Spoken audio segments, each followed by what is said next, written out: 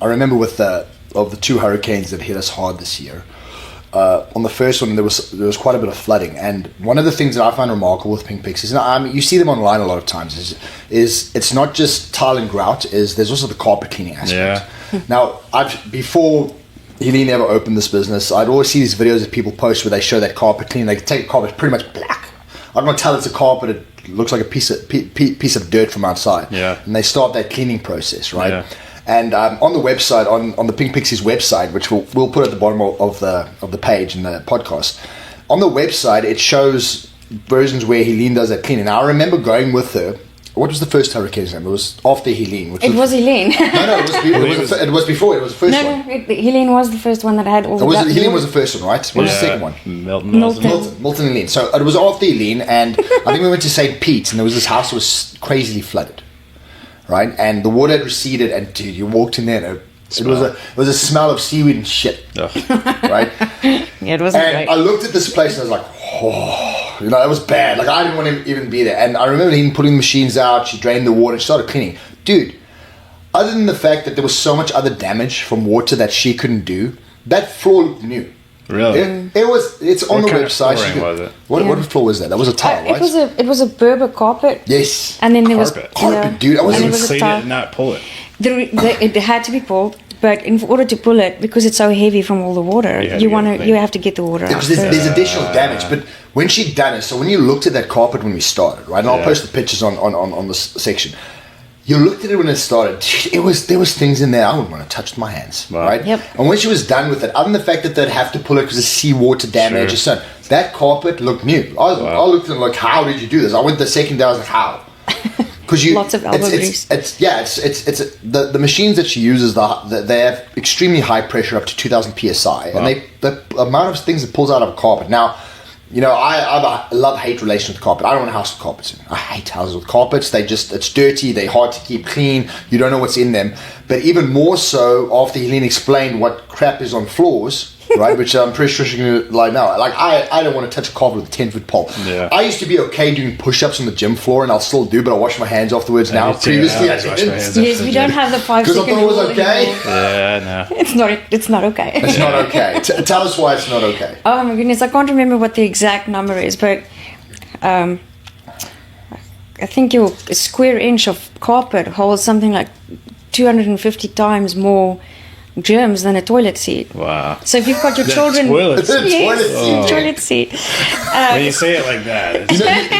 I used to... And that's for tile and grout as well. Yeah, so I used to be fine with the 5-second rule. You know, falls on the floor, pick it up. Dude, I didn't have no second rule. A fork falls on the floor, I'm getting it. After this, I was like, nah, it's never happening again. It's so funny because we're in the BNI, and every time I have one of those little tidbits of information, you can just... It's beautiful. You can just see everybody's face crunch up. It's the cringe moments. Because if you have small children, your children are walking or crawling on the floor. They're eating stuff all the time. They're putting stuff in their mouth. And yes, I mean, immune system it does need some germs to help it get strong. But does it really need that much? Yeah, but I mean, also listen. Like, I want my kids' immune system to go. So do I let them pick it up on the floor, lick the toilet seat? So it could be out of the way. Oh, I know. And there's grout as well. Grout can really, really hold on to, because it's porous.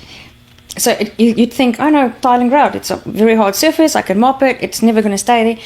But that smell that you get in a restaurant is specifically because the chemical that they've been cleaning with, there's a residue, and it actually attracts dirt more into the grout now. So if you're smelling that, and it smells like ammonia in a restaurant, that is chemical that's been tracked from wherever they were cleaning, including the toilets, all the way into where you're eating. That's crazy. So normally what I do is I walk into a restaurant, and because of this job, or maybe it's just, I've always had it. How often should a restaurant be doing a deep clean on their floors like that? If they do not have a really good protocol, I would say a deep clean at least once every 6 months. If they have it sealed, that will be less, but then they also need to adjust their cleaning protocols. Okay. Yeah, for sure. You can't just, and I know a lot of restaurants, they know this, they say they know this, they say they do this, but when you walk in there, you can smell that they don't. I'm going to pick on vegan restaurants for a second. Oh boy. Right? And I don't know why. Listen, this isn't because, maybe it's not because it's vegan, but every time that I walk into one of these vegan, and in our particular case, it would be like an ice cream place, and this is why. So we'll search online, and we're looking for organic and clean, and I don't know why organic and vegan comes into the same thing, because they're not. But you'd find this place, and it's usually a place that does desserts. And I'd walk in, and it smells like it. It's not the food, right? I'm not saying it's the food. It's the actual place. And I didn't know this before, but until you explained it to me, it's because the floor, what they clean the floors with is the same stuff they clean the bathroom with. So someone goes in and they mop up the bathroom, and they can mop up the outside where they produce the food, and they mop the kitchen.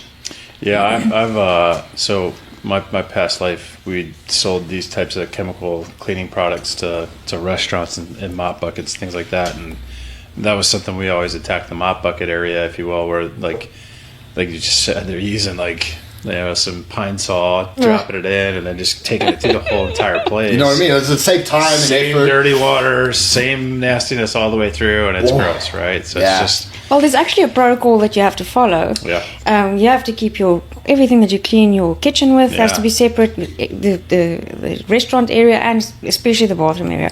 But and I know restaurant owners know this.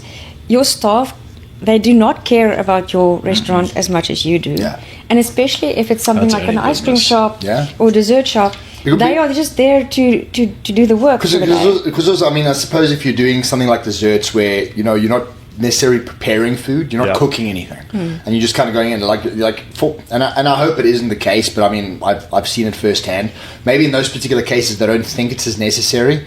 And I wouldn't have thought it was as necessary years ago, but until she's done this and kind of explains that what a floor actually holds, it's a big thing for a food, especially in food production. So that's why I always say restaurant managers and restaurant owners that are not actively involved in the day to day. In my mind, I'm sorry. No, they need to realize that this is going on, and it's actually affecting your business. Yeah, so 100%. Get it cleaned, get it sealed, and then at least for the most part, it will make it easier for your staff to clean. But to me, the easiest review to give is the one that when you walk in and you have a bad experience or a bad feeling based on the cleanliness of the place.